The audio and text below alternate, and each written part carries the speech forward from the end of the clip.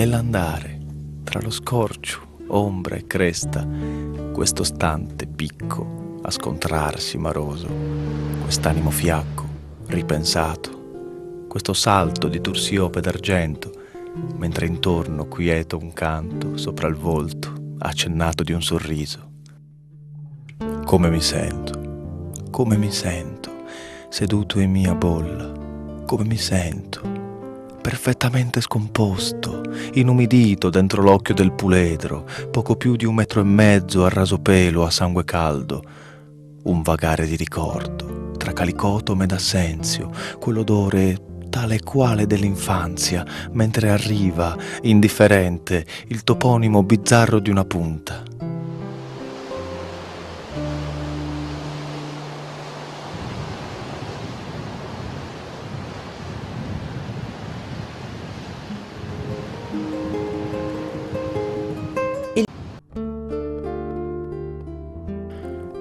Inghiottito di campagna, ridisegno con le nuvole il tuo volto, riconosco in ogni rivolo sinuoso sfumature del tuo sguardo e diramo questi occhi e le mie braccia, con lentischio, con l'euforbia, un frusciare, scomparire, un gracchiato di cornacchie mi rimpiazza.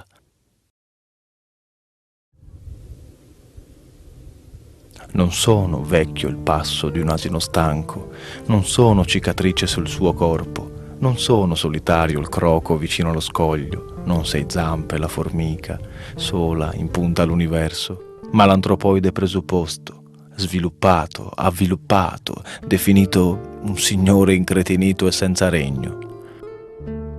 Azenara, d'imperfettibile centralità distolta, nel tuo essere gioiello e sofferenza, di tua vita che bisboccia e mi stramazza, automatico partecipe in essenza, che mi scalza, fermo al centro, ciecamente emarginato, rovo dentro, stecco secco, crasto rotto, mentre intanto tutto intorno scorre tutta la catena alimentare. Il tempo è trascorso velocemente. 2 notti e 3 giorni sono volati via in serenità e quasi inavvertitamente. Bambini e docenti rientrano a casa, portandosi dentro l'esperienza unica dei colori, dei profumi e del suono del silenzio dell'isola.